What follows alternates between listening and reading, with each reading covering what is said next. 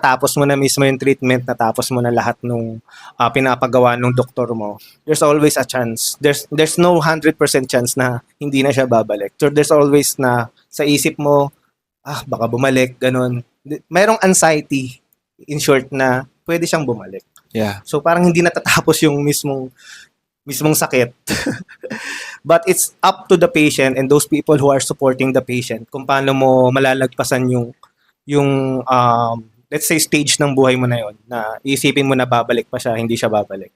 So nandun pa rin. So to those people na meron kayong mga cancer patient, continue supporting them even though na tapos mo na yung mismong cancer treatment, because the treatment itself mismo sa utak, sa mental health nung mismong cancer patient, it never stop. Okay? After ng treatment, it never stop.